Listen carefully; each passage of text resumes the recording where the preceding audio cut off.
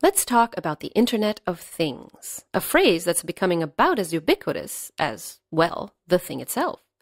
What I hope to do over the next few minutes is to go back to the future and serve up some food for thought on the world of network things that we are designing. The IoT, as it's become known in these acronym happy circles, is meant to refer to a vision of an internet in which not only can anyone be connected anywhere and anytime, but so too can anything, from the tires of your car to your toothbrush and to aspirin. It was back in 2005 that I chose the Internet of Things as the topic of a publication I edited for the ITU as part of their Internet Report series. Already back then, we had identified 4 key technology enablers underlying the IoT vision. The tagging of things through auto ID technologies like RFID, sensing things through sensors and actuators, shrinking things through developments in miniaturization and nanotechnology, and finally, things that think through increasingly embedded processing power. Now, although the Internet of Things is a nascent, it's an embryonic market, it's based on developments and techniques that have been around for some time. For instance, it's much to do with radio and radar technology. Early applications were used in IFF during World War II to identify friend or foe aircraft. And we've always had sensors, from your basic thermometer to fire alarms. It's just that they've been getting smaller and more sophisticated. And for some time now, we've been working on making information processing more efficient and more easily embeddable. And of course, that buzzword of buzzwords, convergence, has long been the name of the game. The Internet of Things is perhaps its ultimate form, to the extent that we can imagine it today. Add to this a number of complementary developments in the making: embedded intelligence in smart cities, homes, and transportation systems, real-time monitoring, for instance for the elderly, disabled, or medically vulnerable, augmented reality, such as memory enhancements, and the combination of the so-called semantic web, that some like to call Web 3.0, with a web of things. The overall vision, as I see it, is one of the interlinking of systems that have previously been isolated, the interlinking of data sets hitherto disparate, and of objects that have seemed to us thus far unconnected or even unconnectable, all as part of our effort to transform this endlessly growing expanse of bits and bytes into exploitable knowledge. And all this, after all, is part of a greater human effort that goes way back to the age-old desire of humanity to control space and time. Indeed, our Internet of Things will enable present and coming generations to add on their own perspectives and their own notions of reality to their objects and to their environments, across not only geographies, but time as well, for the ultimate borderless sharing of global knowledge in real and virtual environments like this one.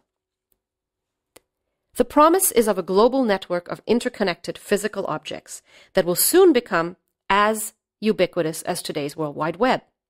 That's, after all, how the web began, with the creation of associations, categorizations, and hierarchies of data eventually made searchable by you and me. But in an Internet of Things, things too will be endowed with their own history, their own identity, their own personality, if you will, leading to a reformulation of our relationship with our environment, past, present, and future. This new network will generate predictable but also random and serendipitous associations between things and between people and things, stimulating whole new forms of interaction and new sets of possible queries. So objects will no longer be, in the words of Marshall McLuhan, neutral or passive. An object will be an active logos or utterance of the human mind or body that transforms the user and his ground. So objects will be reborn, rewritten into being again and again in our mind's eye, just as much as they are in the eye of the network. The user-generated layer placed on self-aware objects that will be capable of, say, blogging and self-organizing will make them into fully participative and collaborative members of the network, and maybe even society. User-generated content will thus merge with thing-generated content, creating a semantic world informed by key patterns that will help us better leverage an increasingly vast data landscape. because no one can deny that we've seen over the last few decades an explosion in the availability of data worldwide.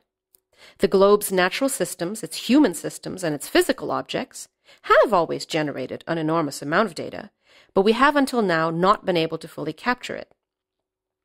The IoT will allow us to do so and to better connect, understand, and exploit it. It will, if you will, help us better hear our planet. And like all electronic media upon which it's founded, it'll not only serve to extend a single human sense, but all 5 senses simultaneously. In McLuhan's words, the wheel is an extension of the foot, the book an extension of the eye, clothing an extension of the skin, electric circuitry an extension of the central nervous system. As such, we are, if you like, extroverting our human nervous system out into the world, creating a new sort of sensory planetary awareness and responsiveness. The body electric will speak to the planet electric. Now, all this is certainly like magic, the magic of things. But one must not forget that the Internet of Things, while bringing about many new opportunities and challenges, will also inherit the drawbacks of the current Internet. And it'll do so on an infinitely larger but more invisible scale. Privacy is perhaps one of the most important issues in this regard. And generally speaking, privacy principles in and of themselves may be sound, as might the legislation, but the rapid development and ubiquity of technology can make the application and, more importantly, the enforcement of these rules a harrowing process. So not surprisingly, later on we have an entire session devoted to the subject, and since that's the case, let me take this opportunity to bring forward some other issues which you'll see are not wholly unrelated. Identity, efficiency, decision-making, and disconnect. Identity. One of the most arresting challenges is the fragmentation of identity online. The same person may maintain separate identities on Twitter, Facebook, Wikipedia, Flickr, Second Life, Skype, or should I now say MSN, and so on. Different identities for different contexts and services, which is good, because we do sometimes need to keep different contexts separate. But it also creates a lot of difficulty for individual users. Plus, although the multiplicity of these impressions and perceptions may add to one's identity, they can also distract and detract. The online fragmentation of identity is one of the biggest challenges to the realization of the full potential of the networked world. The addition of things that will also need to self-identify will only exacerbate the situation. The multiplicity of channels at our disposal can enrich and empower us, but they can also dilute and confuse us. Efficiency. Nowadays, there's much talk of the speed and efficiency of processes. Speed seems to be everything.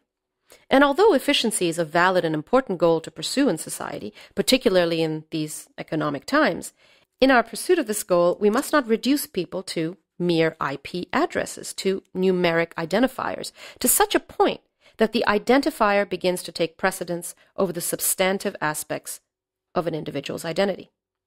Because soon there will be a large number of things associated with each person.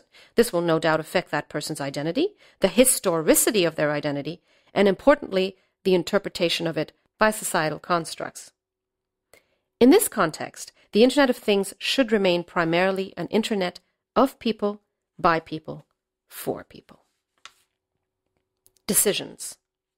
While we're busy adapting to new technologies like location services and iPads, and structuring our lives around them, we must take care not to delegate too much of our decision-making and freedom of choice to things and to the machines. Think of the driver obeying his GPS automated voice like a puppet on strings. "You have gone the wrong way. Please make a U-turn," putting him and his unlucky fellow drivers in this narrow tunnel in a most dangerous predicament. These digital helpers, though certainly helpful, are shifting more and more control, but also responsibility away from us and from our internal thought processes. How many students go straight to Google for the most insignificant to the most significant of questions without giving any time to thought and self-reflection?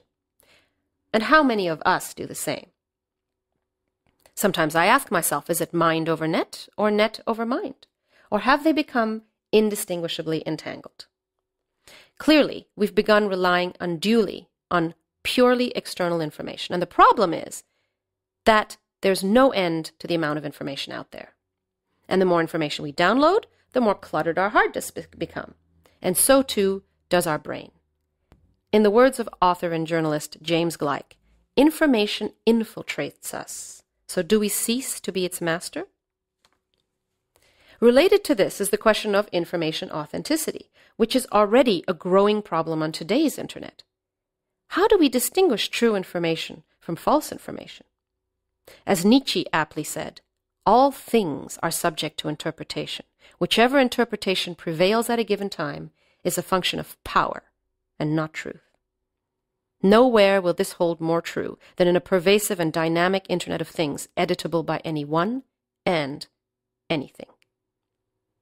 Finally, and perhaps most importantly, we will consciously have to strike a balance between the individual and the collective. We will have to find time away from the network to ensure that our capacity for independent thinking, upon which all progress rests, is maintained.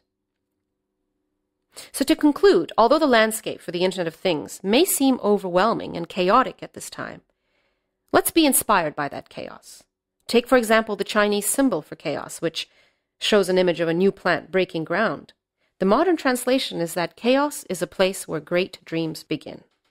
A place, therefore, that takes us right back to painting our future and all the wondrous things, as Picasso says, that we may think into it.